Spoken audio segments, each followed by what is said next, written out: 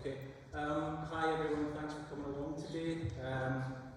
Lou's done all the sort of thank yous, so hopefully I can just talk a little bit about the project from my perspective, how it's been for me as an artist, and talk about art and spirituality. We had a lovely night here on Friday, a lot of you were here, so hello again, and it was a really lovely evening. It was very sort of warm and lots of people milling about. I had a lovely moment at the end of the night after everybody had left. We sort of were here till about 8:30, and our little granddaughters were here. So when we went outside, we were kind of walking around the side of the church, and when I got sort of down to the doors, I said to Amelia, who's 5, I said, "Oh Amelia, I've got a little surprise for you." And she said, "Oh, what is it?" And she hadn't seen this window, which is the one that I made a couple of years ago for St John's here, which is the feeding of the 5,000, so it's Jesus and a sort of child. And so when we came round the side, I said, "Look, this is a window that Gaga made," that she calls me Gaga. And she looked at it and she says, "Oh, it's a picture of Gaga and Daddy." So she thinks it's me and her dad in the window, which is quite a nice thought actually. I've never been depicted in a stained glass window, so I'm going to take that.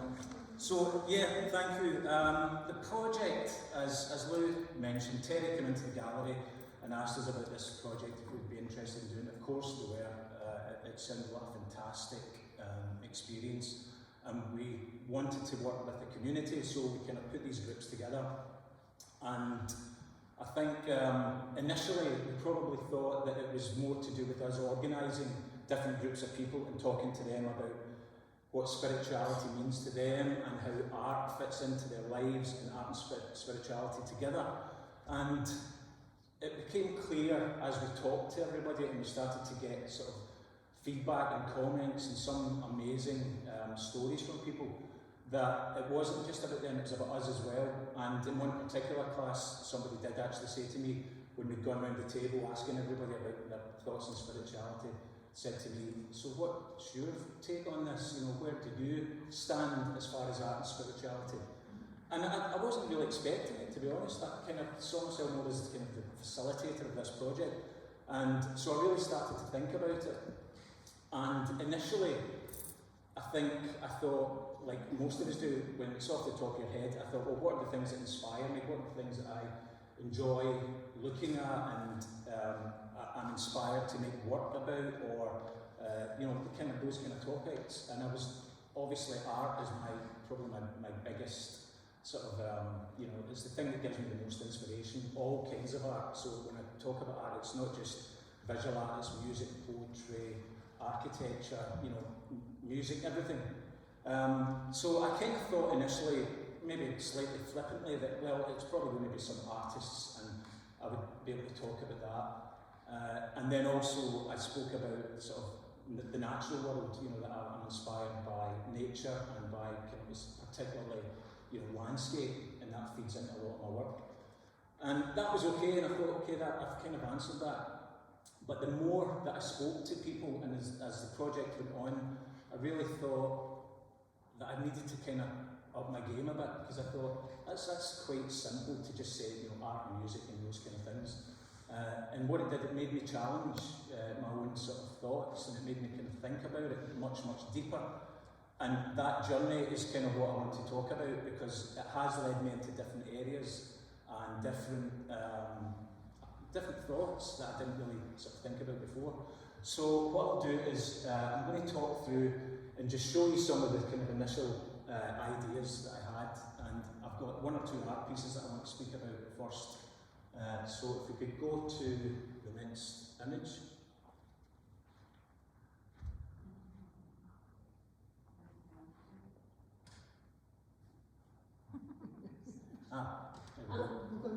Could we go back?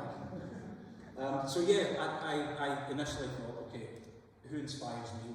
And I thought I have to start with a piece of glass, stained glass. So this is an artist called Harry Clark, who is probably, of all the stained glass people, past and present, I've taken the most inspiration from. He was a unique artist, kind of part of the Dublin scene in the kind of 1920s, 1930s, and tragically died only in his early 40s. But he left an amazing legacy of work. And so when I look at that work, it does actually move me to almost to tears when I see it, especially when I see it close up. And this window, this is the coronation of the Blessed Virgin. It's actually here in Scotland, it's in Glasgow. Some of you might recognise it. It's in the Kelvin Grove Museum. So I would urge, if you haven't seen it, go along, because it's actually, it's a very moving experience seeing it up close. And I suppose, as a glass artist, the things that I enjoy about it are just a lot of technical things, but it's also, there's a beautiful narrative in it, and it's very, Clark was a master glass painter and just made figures that are just that almost look ethereal. So when my sort of original thoughts about what inspired me about sort of, what kind of spirituality and art work together, that was really something that I kind of came to me quite quickly. So the next piece is a poem, and it's a poem by Hugh McDermott. And when I was a student, I took a lot of inspiration from McDermott's work. He was certainly one of the 20th century's finest writers, and when I was a student, I used to look at it, I read a lot of his work, and it inspired a lot of the work that I did as a student. So this particular poem, again, these are just examples of things that I find, truly inspiring and that sort of move me. And it's called One of These Days.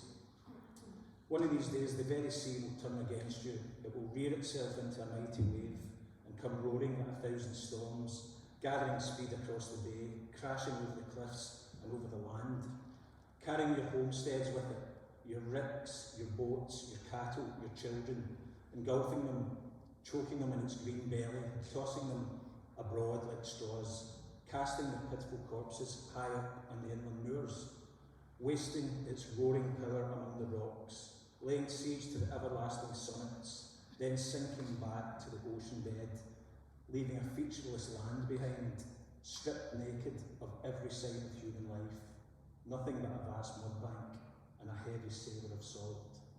In the meantime, it flickers below you like a little methylated spirit set alight in a bowl. And I remember reading that at the time and thinking it was probably one of the most powerful things that I'd ever sort of come across. And McDermott was a real, he was a massively prolific writer. He wrote about everything. He was a real internationalist, not just a Scotsman. And that poem was actually tucked away in a book that was quite obscure. It's not even really cited as one of his best works. He's more famous for other poems. But for me, I would read it, and it was almost like a kind of a drawing with words for me. And I made, my sort of stained glass work that I kind of developed as a student was very much influenced by that. So again, that was I think a good example of art touching me inside and kind of evoking a response. So if we go to the next one, which is just the third example, it's a music piece, and I'm actually going to play this because this is quite important.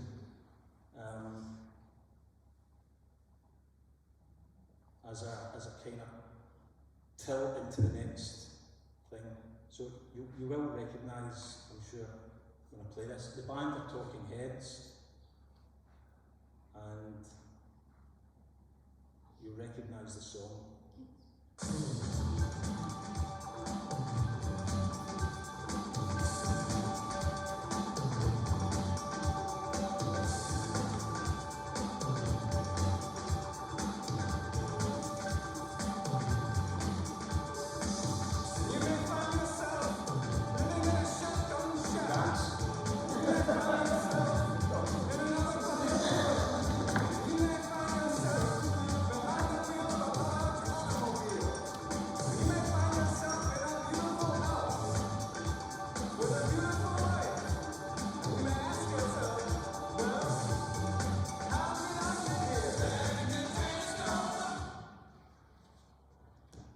So, just recently, I heard that song when I was driving in my van, and for the first time of hearing it, you know, the first time of actually listening to it, I was struck by it, and I was struck by that line, you may ask yourself, well, how did I get here?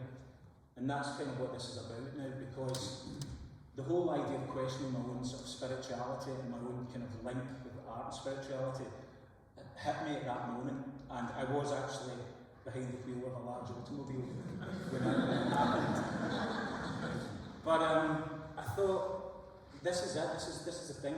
How did I get here? What's this about? And I really questioned myself deeply about it, and I thought, the song just literally kind of lit a spark. So what I thought I need to do is go back to the beginning of my own sort of journey as an artist in my own life, basically. And I thought, that's how I'm going to find out about my own spirituality and how I see the world and how, you know, I'm affected by things and inspired or whatever. So I'll go back to the beginning and take you back to 1964. So that's my mum and dad and me. Now I've got a sister, a young sister, so you know there's four. But at this point I'm just about a year old, so there's only three of us.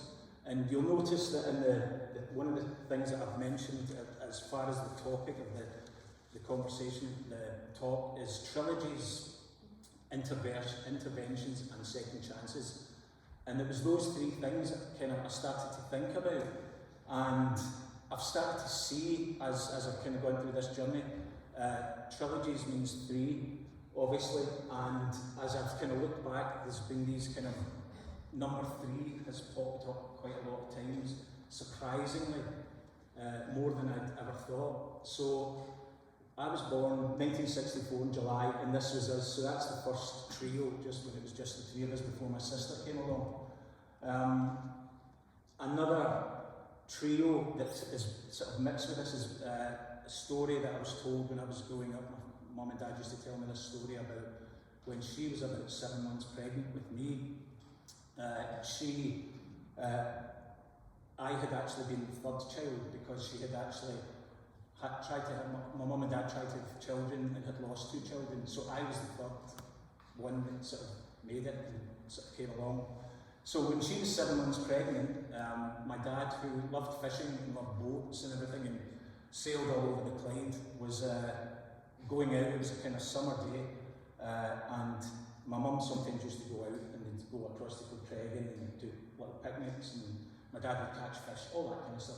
And then this particular day, when she was supposed to be going, at the very, very last minute, an uncle of mine came to the house, and it was unexpected. He wasn't actually due to visit, he was just out for a walk, and he popped into the house. So at that moment, my mum said, look, I'll just leave it, you go to my dad's, you go and sort of carry on, and I'll just stay at home. So my dad went out with his friend, and they went out fishing in the Clyde, and they were sitting out literally sort of in front of Galloway, just almost in the middle of the river there, and noticed something coming towards them. So my dad used to tell me this story all the time, and he said they sat there and they watched, and basically this craft, this large boat, came towards them and was getting nearer and nearer, and they actually started to think, wait a minute, this guy hasn't seen us. And as it came, and it was an American barge, it was from the Holy Loch, so it was one of the big American sort of barges with a sort of nose that's up high up at the front, and it came to them, and they waved and realised at the last second that the thing didn't see them. So it smashed through the boat and completely obliterated it, and they ended up in the water, and obviously the boat stopped, and the American sailors got out and they sort of fished them out of the water. And so my dad used to talk about that story, and it was pretty dramatic thing to happen, but had my mum gone along that day, then I wouldn't be standing here, because she couldn't swim, and she was 7 months pregnant. So I think, you know, that's intervention as far as, you know, as far as this talk's concerned, and maybe second chance as well. So if we go to the next one.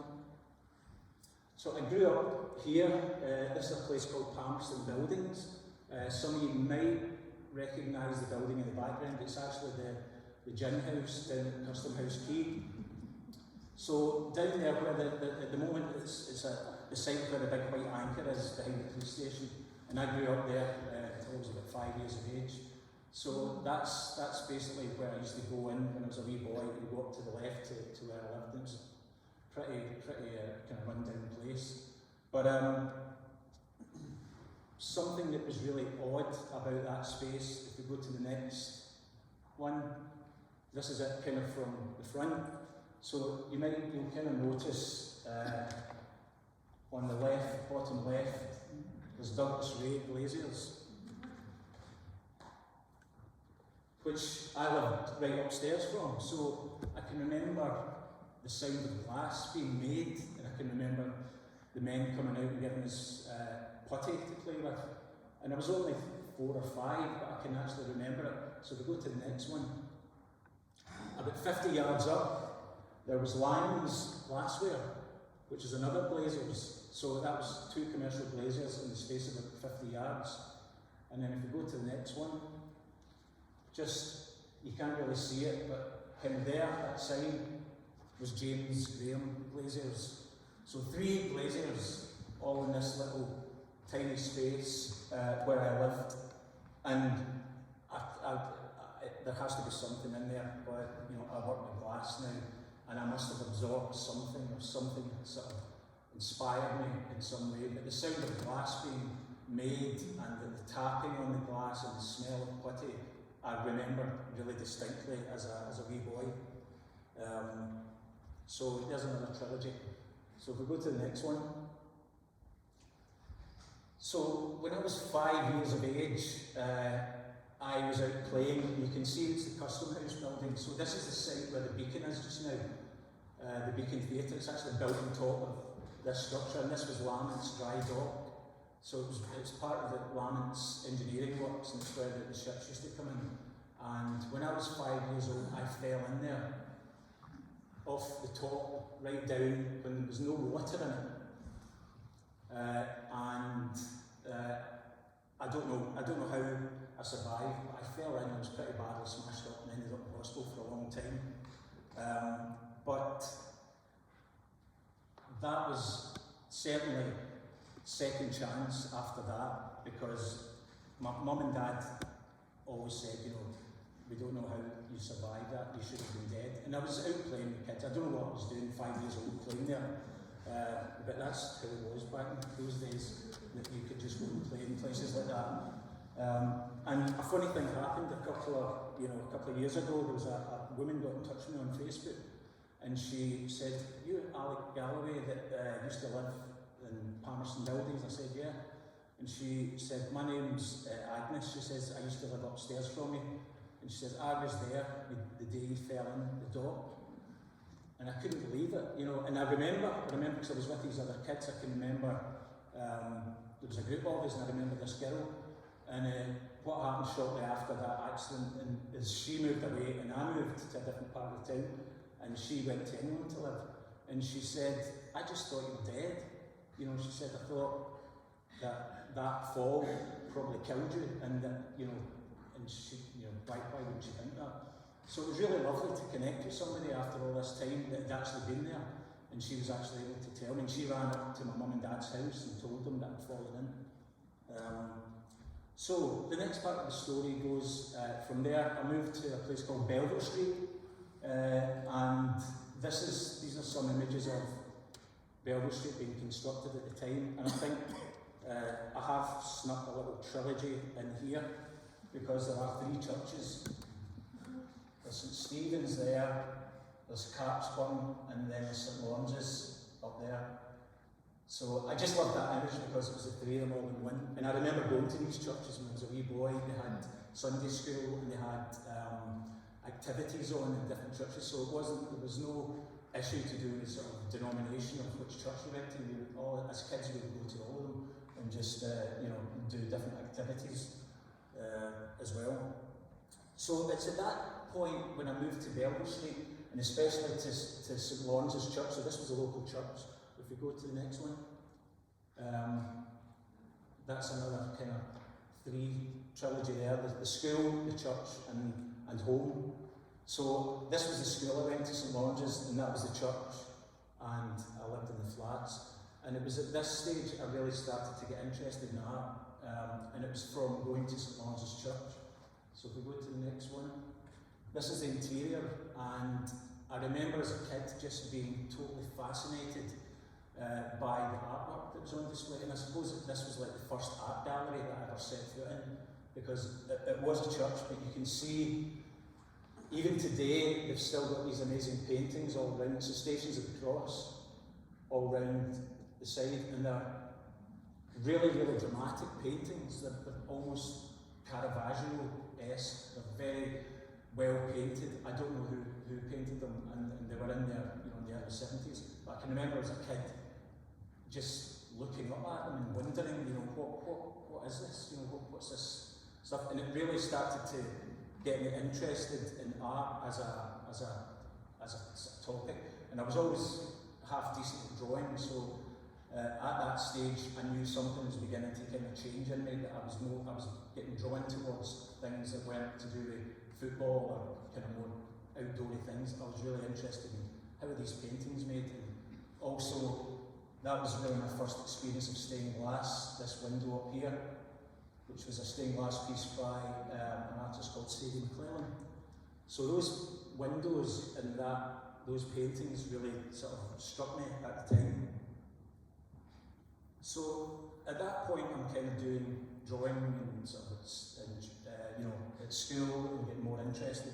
If we go to the next one, that's Kate Bush.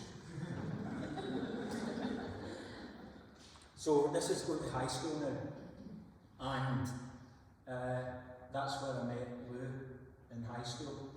We were sort of in Notre Dame High School, and I actually did kind of think she was Kate Bush when I was a young boy. And at that point in school, that's when the art department opened up, and I started to meet other people and get interested in other things, creative things, not just art, but music and guitars and all that kind of stuff. And in my early teens, I really sort of thought, well, this is kind of what life's about now. It's about making music, about making art, and mixing with people who like those kind of things. And I really felt sort of part of something. So if we go to the next one.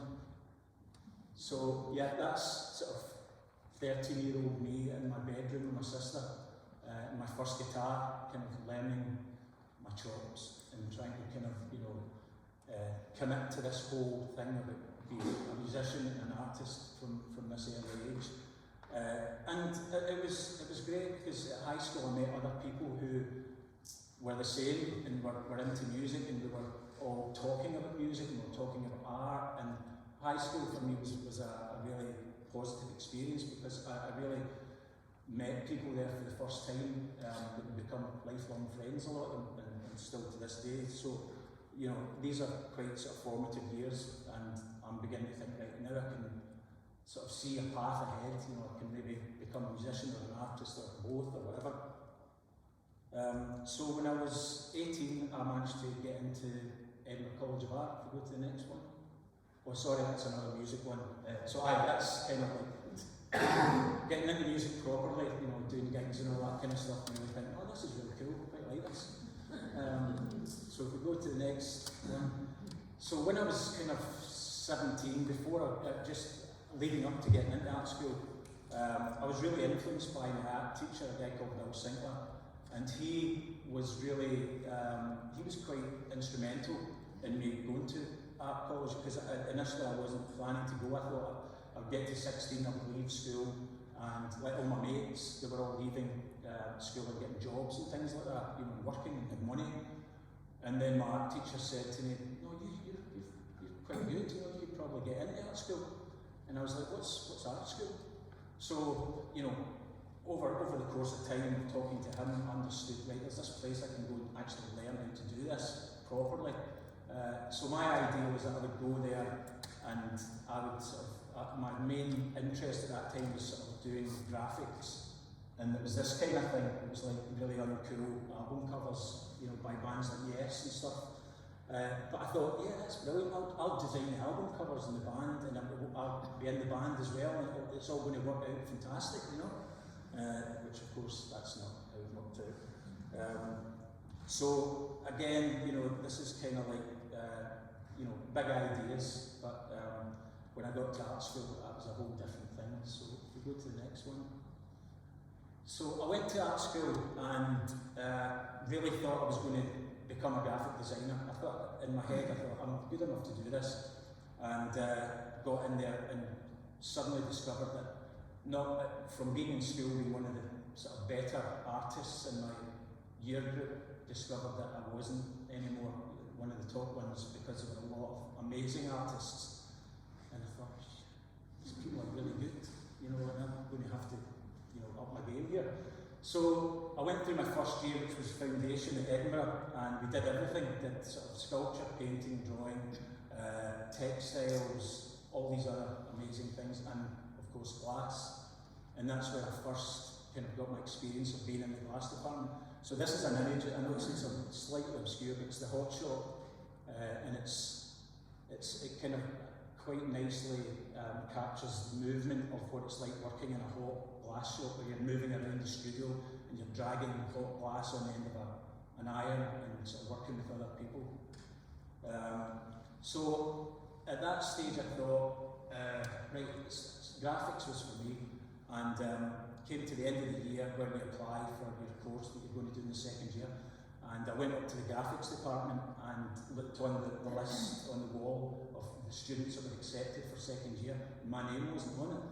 And I'd applied to do graphics, and I thought, what's going on? So I went and spoke to the guy who was head of the course, and said, no, we had 10 places and they're all filled. I'm really sorry, but you didn't get a place.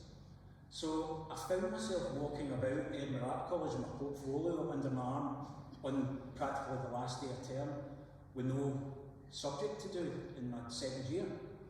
And I thought, what am I going to do?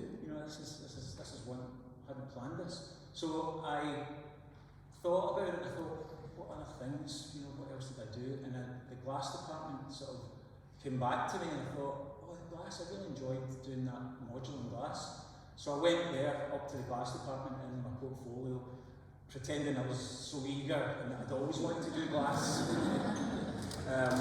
And thankfully, they said, come in, sit down, let's have a look and talk, and look at your portfolio. And then they said, okay, you can come after the summer, here's a summer project, go off, enjoy your summer holiday, and we'll see you in October. So that's probably intervention and another second chance that I got there. Well, it definitely was, because I then went on to really sort of commit to glass. So that was I learned a lot there. It was quite a hard lesson to learn, but I thought, I'll do this, and okay, it wasn't what I originally intended to do, but I'm going to do this. So I got through the course, and I got to the third year, and the music bug was really sort of, pulling me, and at that time I really felt I was split between art and music, really, quite a sort of, down the middle, 50-50. So I actually left the art course at that time. I left halfway through the third year and went off and found myself in London with the band. If we go to the next one.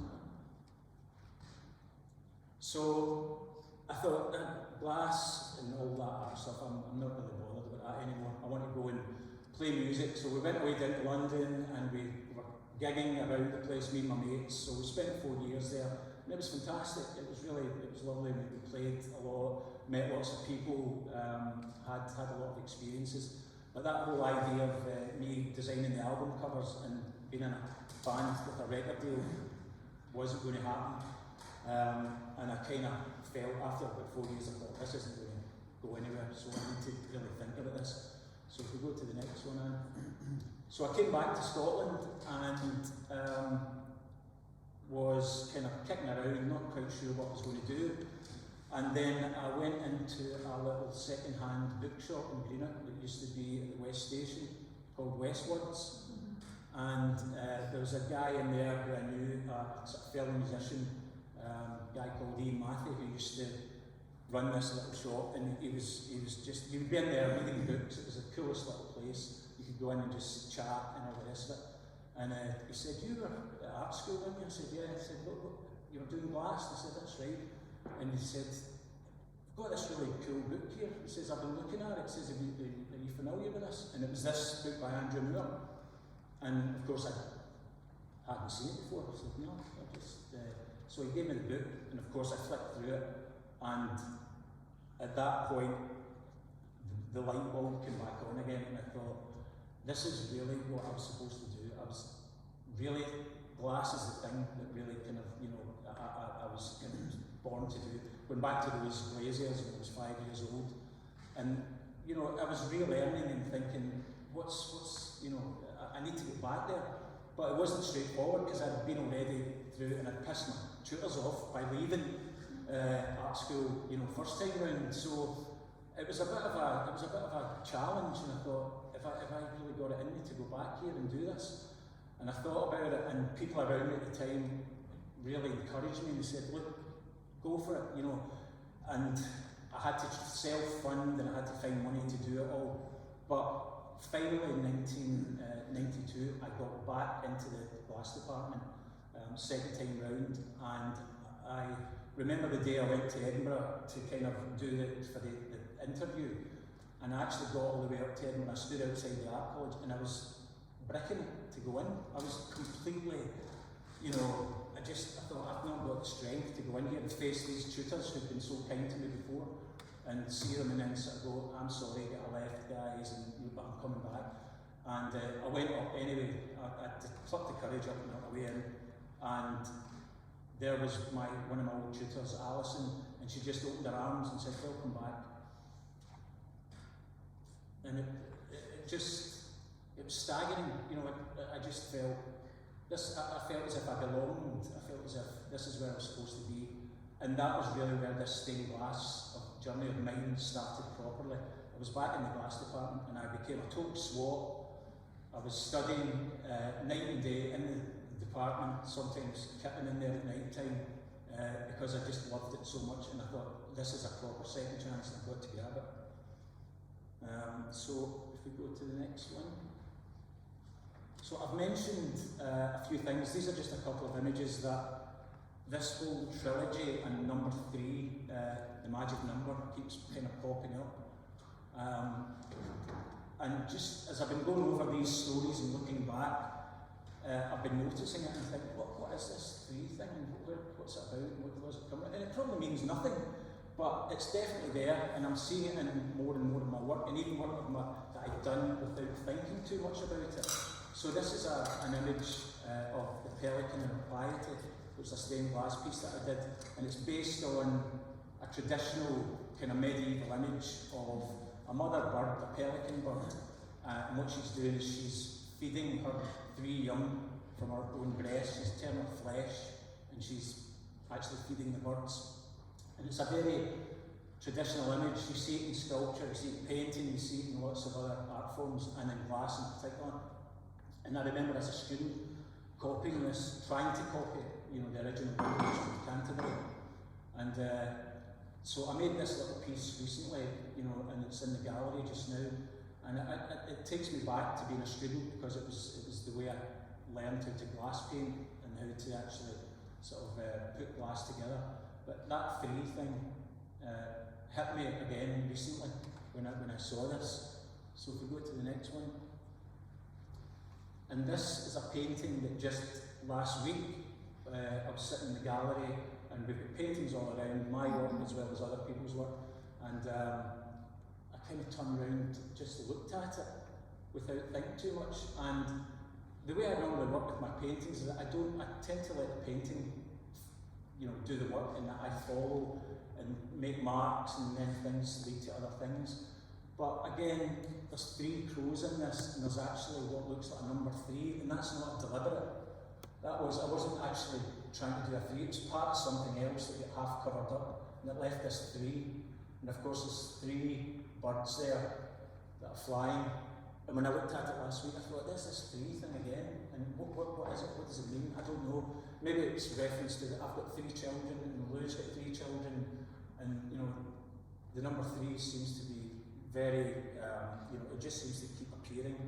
So I don't know. I'll keep sort of looking for that and seeing where that leads. So if we go to the next one. So I eventually did get to design an album cover, and this is our band, the Garlands, which was a few years ago, and that's actually a picture of Lou there as well. So that's that really, has come full circle. And also I noticed just when I was looking at the image of that as well, there was 3 dancers on it, up in that corner as well. So I think probably the biggest intervention, if we want to call it that, or second chance, was meeting Lou when I did, because we kind of bumped into each other after having totally separate lives by accident one night at a local gig, which happened in Europe. And we haven't seen each other since school days. So we were really good friends in school, and kind of, did a few things together, went walks and stuff. And then all these years passed, and then this one particular night there was a mutual friend who was doing a gig, and I said, I'm going to go along to that gig with my friend.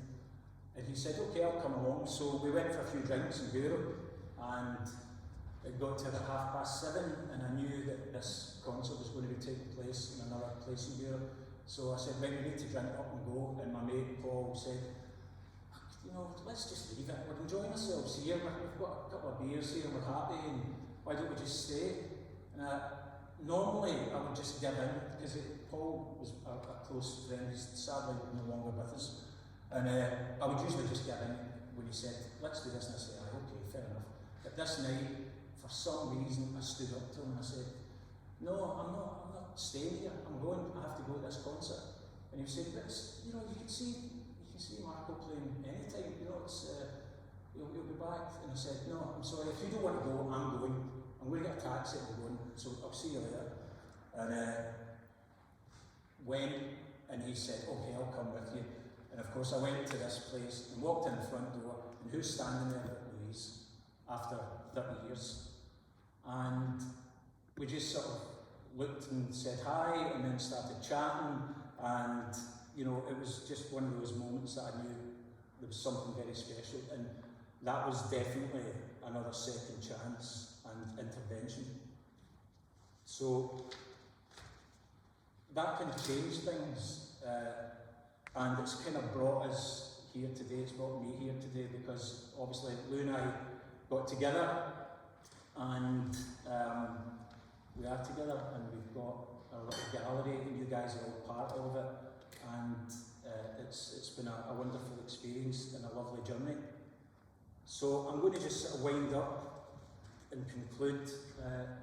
If we go to the next slide. Sorry, sweetheart. So, if we talk about second chances and intervention and trilogies, these 3, this is just from the other night,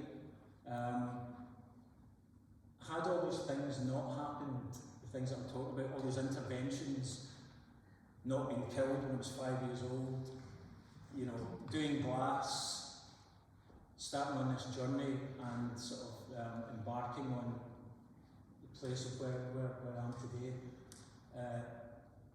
I wouldn't be standing here, and those 2 little ones wouldn't be here either, because they are our grandchildren, and had we not met, they wouldn't be here. So I think as a trilogy, as a trio, that's pretty cool. I'm quite happy that that's the situation. If we go to the next one, I'll come back to Talking Heads. And you may find yourself living in a shotgun shack, and you may find yourself in another part of the world, and you may find yourself behind the wheel of a large automobile, and you may find yourself in a beautiful house with a beautiful wife, and you may ask yourself, well, how did I get here? And that's how I got here. So thank you for listening, guys.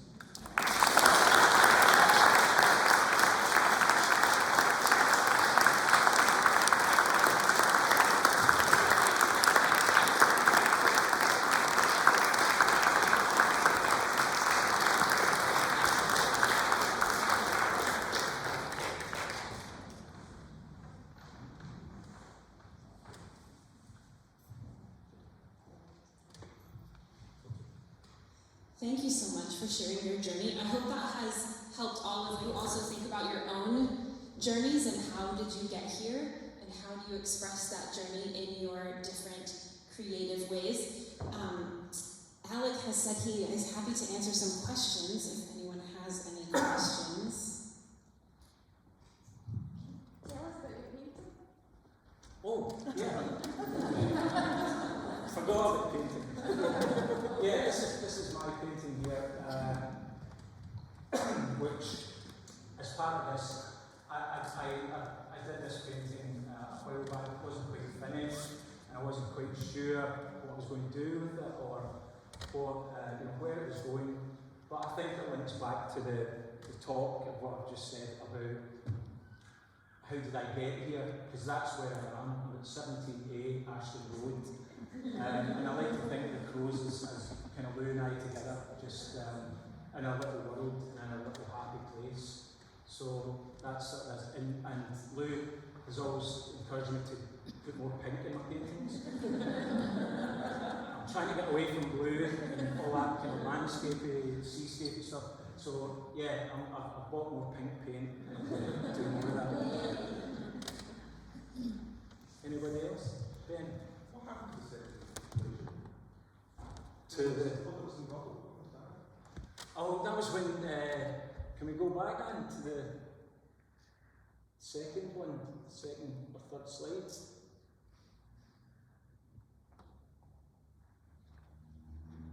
That one? Next one then? Oh, sorry, next one. There we go. Yeah, they had a party that night. I mean, this is Greenock, we're talking about the 1960s. No, that's shortly after. That was why when I was 5 years old I left that part of town, because it was actually pretty Dickensian place to live. So it was bulldozed shortly after that, in 1970 I think. But those buildings are still there. That's where PDC is. You know, the photocopy shop and the China Garden and stuff. So I remember that. When I'm in that part of town, it feels very familiar to me. Yeah, anybody else? Yeah, Sam.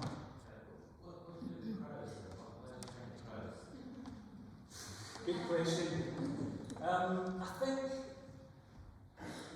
when I was a kid and I was learning to draw properly, growing up here next to the water, it was birds that I drew. Seagulls and pigeons and crows. You know, I was kind of drawn toward birds at quite an early age, and when I was 5, 6, 7, when I started to buy with my own pocket money, buy books, I would always buy RSPB books about birds, and I just became fascinated by the life of birds and all different kinds of birds. And the crow was really something that came a bit later when I got interested as a student in Native American art. And that was probably the start of that kind of focus on crows as a kind of creature that is part of the kind of Native American myth and how they view it. And I quite love the idea of sticking up for crows as well, because they always get a bad rap. You know, they're always seen as sinister and kind of spooky and all that kind of stuff. And they're massively intelligent creatures. You know, they're really sociable, and they sort of, they're incredibly, some people have said the smartest of all, smarter than dolphins and those kind of things. They're very, very amazing, and they look good in black against colour. And so they work great on glass. So when I do them on glass, and they really stand out. And I just love seeing them when I'm out and about sketching and stuff. These black shapes appearing, very dramatic. And I've delved a wee bit further into some of the other folk, the Parsi people in India. They kind of celebrate the crow as because when they're sort of people, when they die, they leave the corpses out, and the crows feast on them. So they see the crow as a kind of extension of the body of the person's spirit. They've literally consumed the person, and then these crows are flying around, and they kind of see that as a kind of the person's spirit has gone into the birds, which I it's a cool idea as well. Yeah. Is that your hero wishes then? Seriously, I know, that's quite a cool way to go. I don't know if, I mean, Lou would have to sort of leave me out the garden. I mean, other things might come into it. But no, they're beautiful pictures. Yes? Alec, it's not so much a question as an observation. I feel your painting with three words in it looks as if you're looking from the customised down that dock into the harbour that you fell into. Just the way it looks like that dry dock with water in it. I know, well, if you can go back to that, Anne, yeah? It's not really a question, it says that painting reminds me of the dock that Alec fell into. Well, maybe there's a...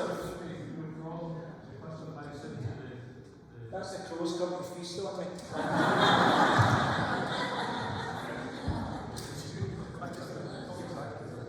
Yeah, I know. It's a shame that dog, I mean, obviously filled it in, and it's a beautiful structure. Yeah. Although I've got not very fond memories of it. But yeah, we shouldn't be filling in dry docks and things like that. You know, that's not really nice. Just as you're going to bounce in beauty.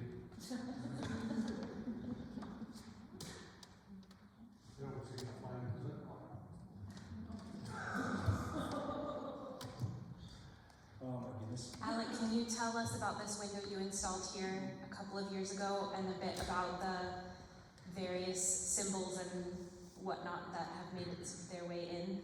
Yep, absolutely, Terry. Yeah, well, a few years back it was the 150th? 75th. 175th anniversary of St John's, and I was commissioned to do a piece. This window didn't exist, and first of all, it was quite a daunting task because what we've got over here is an original Burne-Jones window, sort of from the William Morris factory. So that was always, I mean, that's a beautiful, beautiful thing. And initially when Terry and the church got in touch with me to say, we've got this empty space, we'd like to design a piece. It was next to William Morris, Burne-Jones, and I thought, yikes, that's, you know, I'm going to have to really think about this one. So we had lots of discussions and we talked about the design of it and what was appropriate. And the theme that we finally settled on was the feeding of the 5,000. So it's where Jesus basically, a child comes to Jesus with loaves and fishes, and Jesus basically, you know, takes the loaves and fishes and feeds 5,000 people, and this shows the Sea of Galilee. So the symbolism in it is, you know, the bread is represented by the wheat, the barley, in the foreground here, and then we've got me and Tom in the window there, and it's set against the story takes place in the Sea of Galilee, but there's obviously parallels with the River Clyde and the hills in the background. So we've got this kind of like, you know, double, you know, image of, is it the Clyde or Galilee? And then in the lower half, we see the kind of, I know the light's fading at the moment, but the fishermen, you know, so the fish are represented here in the bottom, and these are the boats sort of catching fish. So we've got sort of traditional sailing boats representing the past and history, and then the more motorised little fishing boat here. So the kind of, that's really the theme. And then what we were able to do also, which was lovely, was involve local schools. I think it was Moorfoot and St Ninians, some of the Gaelic schools, and we did workshops here in the church hall next door. So some of the little pieces at the top here are actually directly from the kids. So there's a little seagull there, and there's letters ABC, and there's stars. So that's a little contribution from them, from the local school kids. And quite playful, you know, I got some pink glass as well that Louise liked me using. And then we've got the symbol of St John, you know, in the top, the eagle that represents St John.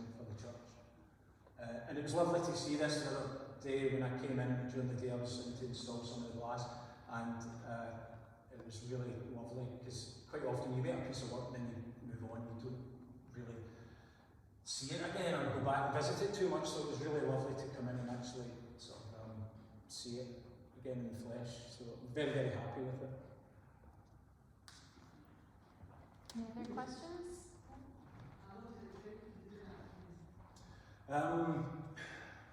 The process, it involves quite a lot of process to begin with to get the design stage, you know, because what we're basically doing early on is throwing ideas around.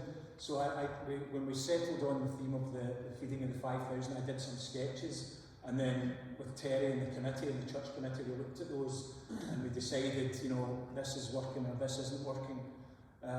So that process normally takes maybe a few months of going, you know, from the very initial stages to get to the point where you've got a finished design. You know, you've actually got a sketch of the window.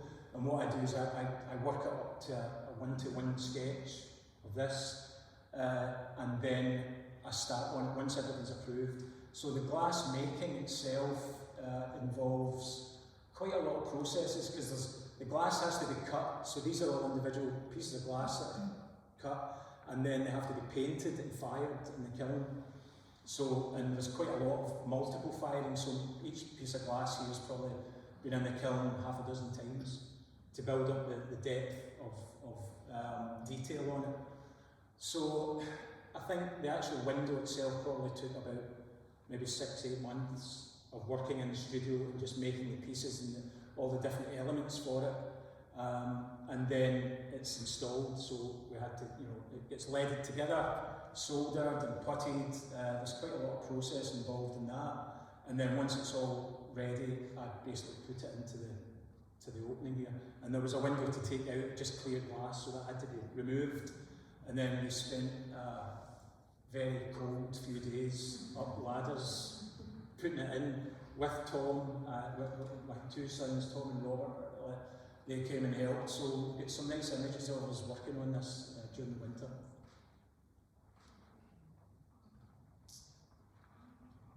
Yes? Just a quick one about the creative process that you already touched on there. How do you keep track of each piece and I suppose where it goes? In terms of the window? Yeah. What normally happens is the window is designed on a paper pattern called a cartoon. So it's basically marked out, and then I draw the shapes that I'm going to cut the glass, so I kind of almost draw the lead lines, and what that does, that forms shapes between the lead lines, the shapes appear, and those bits of glass are then cut and numbered. So it's kind of done in a kind of like almost in stages. So with this one, for example, all the barley and the wheat, I remember cutting all of those little pieces and just firing them and numbering them, take them, you know, put them in the kiln, they get fired, back out again, another layer of paint, and going through that process quite a few times. You do lose little bits and you get mixed up, but the paper pattern is the thing that you're supposed to, you know, work with. That's basically the information, and the whole thing is put together using that. I had a bad experience one time when I was doing a traditional restoration, and what you basically do with an older window that you're restoring is you get a rubbing of it, like wax rubbing using paper. So the window comes out, you do a wax rubbing, so you've got basically an imprint of the window, and then you take the window apart, so you've got all these wee bits, and you put them on the paper pattern correspondingly. And I don't know how this happened, but somehow in the process I lost the paper pattern, and it had about 1,500 bits of glass. It was a huge window, it was a big church window, and all I had was a couple of photographs that I was able to go back to, and when you've got a bit of glass that size, and this, you know, 3-metre window, and kind of go, where does this thing go? You know, so when I taught at Edinburgh Art College, the one thing I really tried to stress to the students is never lose the paper pattern. They're not going to light your window up if you lose that. You have to have that, you know. So it's kind of, it's like a puzzle. It's like putting it back together again, basically, and you number all the pieces. Thank you. No more? Whereabouts your far from the place is going to be?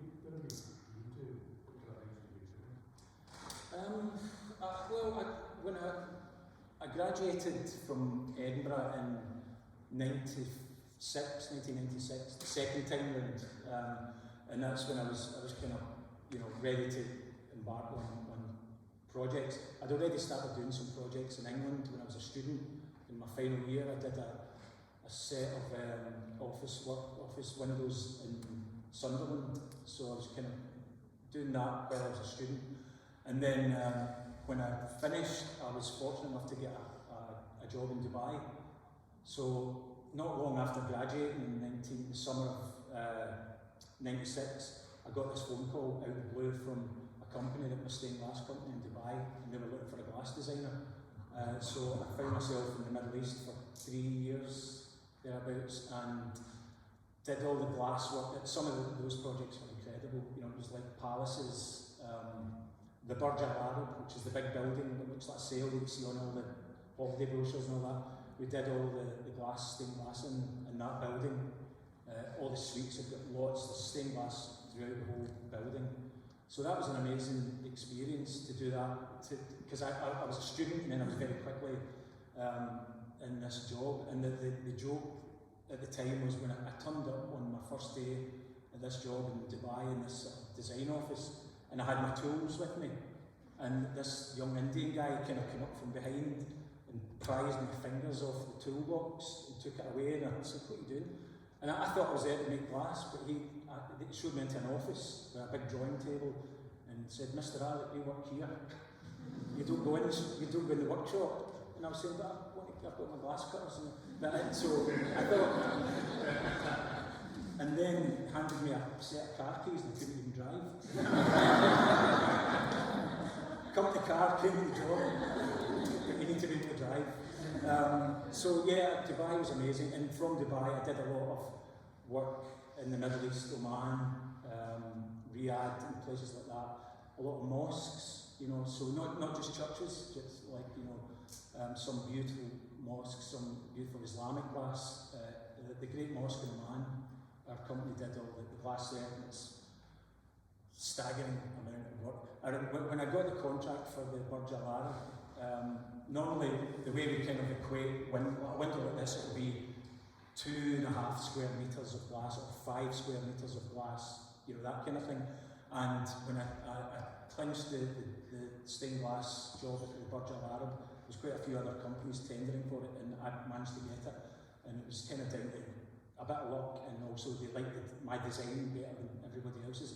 And it was the days of fax machines, when you had a fax, piece of paper come out, and it was the confirmation of the contract. And I remember sitting in the office, and this type thing was coming through the piece of paper, and I sort of pulled it out. And when it got to the stained glass bit, it was the full amount was 1.7 kilometres of stained glass. That's how much glass is in the Burj Al Arab, because it's everywhere. The chairman was very happy. Delighted. So yeah, I've been to a few places, and I've managed to do some lovely sort of jobs. I did a lovely one with the boys. We drove over to Paris and did a stained glass project in the middle of Paris, in what was Maria Callas's old house, her apartment in Paris, which was bought when she passed away. It was bought by a wealthy Arab chap, and he owns it, and I was commissioned to do work. We got there, I didn't know this, and we got there, Robert and Tom and myself, and we pulled up on Avenue Maria Callas, and I was kind of joking, saying, "Oh look, Maria Callas," and of course Tom and Robert looked at me and said, "Who's Maria Callas?" I said, "Well, she's a very famous opera singer, and she was married to the richest man in the world, Aristotle Onassis, and this must be where her street, this must be something to do with her." And then we went into the big gates through, and then in French I saw a plaque on the wall that said something, something, something, Maria Callas. And I kind of went, "Wait a minute." And then we went upstairs, and sure enough it was her house that he bought many years ago, and it overlooks the Eiffel Tower, and that's a beautiful place. So it's great that, I've been into so many adventures and lovely trips to places like that are just really interesting, and hopefully there'll be lots more. Thank you so much, Alec. Thank you, everyone. You're amazing. I'm Thank you. so glad to have you here and to be in community here with you. Thank you It's very much, great. Terry. Please feel free, everyone, to see the exhibition, to eat snacks. It's like the main thrust of my life is like, eat food, people. Yeah. See the window before it's all the way dark. And the exhibition opening hours are posted all over the internet now, so you can come in the daytime as well and see it, or in the evening. Next Saturday, we'll be back here with a panel of many of the artists whose work you see here, also talking about their own experience and process and all of those things. Alec is moderating the panel, I hope. Yeah. Good. Does it be better than me? So we look forward to seeing you for that, and yeah, thank you. Well, thank you, Terry.